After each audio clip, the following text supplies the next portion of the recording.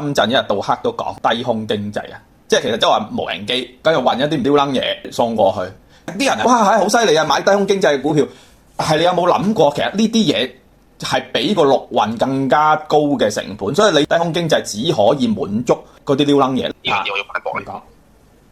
嗱，首先第一樣嘢，如果你按成本價計嘅話，其實一個無人機嘅成本唔係好高嘅咋。唔係，咁你運得啲咩啫？你收得幾多錢啫？唔係，你有明白我問題？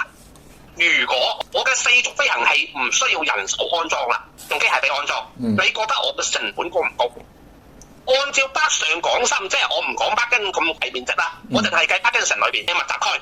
你覺得如果我炒晒啲人，我唔使幫佢買社保，唔使乜嘢，淨係攞呢個無人機送貨嘅話，你覺得我係蝕咗定賺咗啊？你要睇賺定蝕運咩嘢？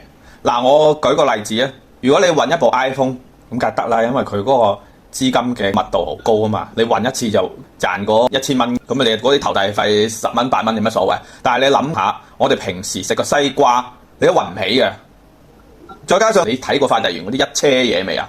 哇，大佬呢一車嘢，你無人機吊起嚟，你要幾多架無人機先？我想問你。你有明白個問題啊？喺軌道嚟睇，人係有需要嘅 ，OK， 因為我係要有服務嘅，人力係需要有成本嘅。咁你成本低啊嘛，你啲牛馬。係啦，冇錯啦。嗰個問題就調翻轉頭啦，就係你有冇發現有一樣嘢啊？就係依家啲人啊，被逼咁樣都接受咗菜鳥驛站呢樣嘢。咁你被逼要接受，等於係以後我為咗繼續降低成本，我要炒多啲人。超過幾多重量大件嘅，我哋淨係用人派。但係如果低於啲咩重量嘅話，全部攞無人機嚟派啦。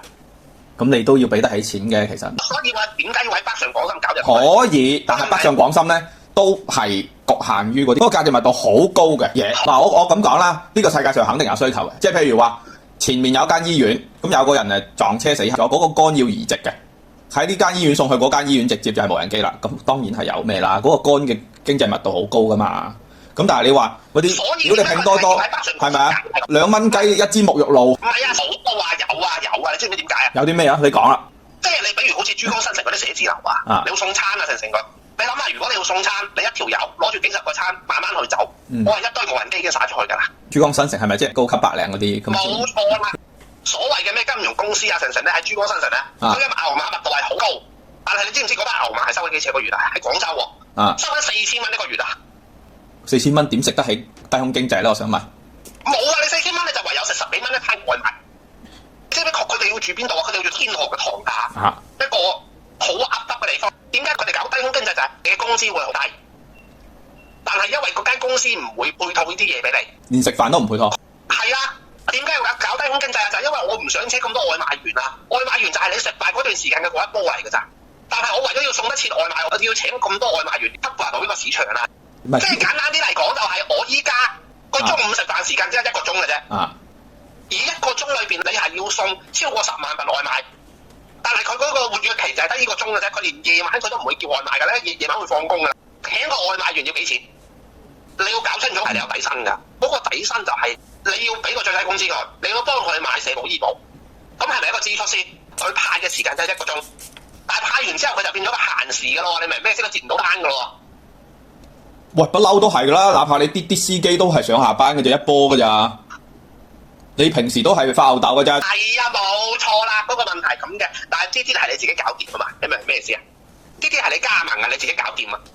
低空經濟搞咁閪多嘢就係啲乜嘢？其實就係美團啊啲咁樣嘅嘢，佢有需求啊。而個問題就係政府收唔到稅啊，佢想喺呢度榨到油水出嚟啊！京東依家開始進入快餐行業，京東送貨嘅員工去到食飯時間，佢哋會唔會復合去送餐先？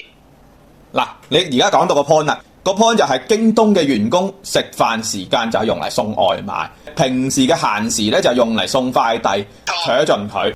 咁嗰個問題就係，只要我有滿足到呢樣嘢嘅單，咁我係咪諗辦法點樣去賺？而家京東係夠膽叫美團，其實係好正常，因為佢計過條數，都係嗰個成本攤得開嘅話，我分分鐘平你2倍。但係嗰個問題就係，你知唔知道低空經濟係啲咩？低空經濟係我要比人嘅成本更加低啊！只要我夠密集嘅話，我可以比人嘅成本更加低啦。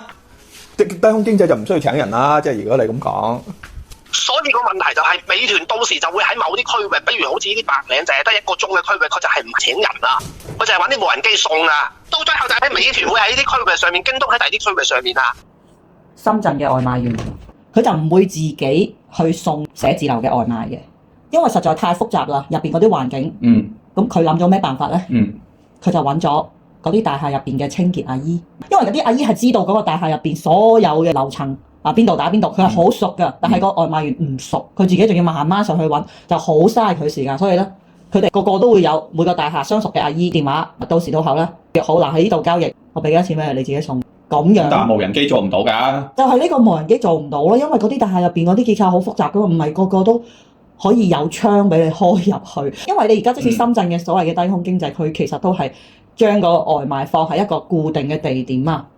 跟住等啲人自己落去攞啫嘛。好似蜂巢嗰啲。你話要佢飛到入去寫字樓入邊嘅某個地方，呢個係非常之唔現實嘅。所以我一路都覺得係低空經濟係暫時嚟講好唔現實。其實我就係想勸退一啲一路以嚟就係吹呢樣嘢嗰啲投資者啫嘛，即係呃鳩啲投資者投資呢啲。咁唔係嘅，佢喺呢方面有局限，唔代表話佢其他方面都有局限㗎，係嘛？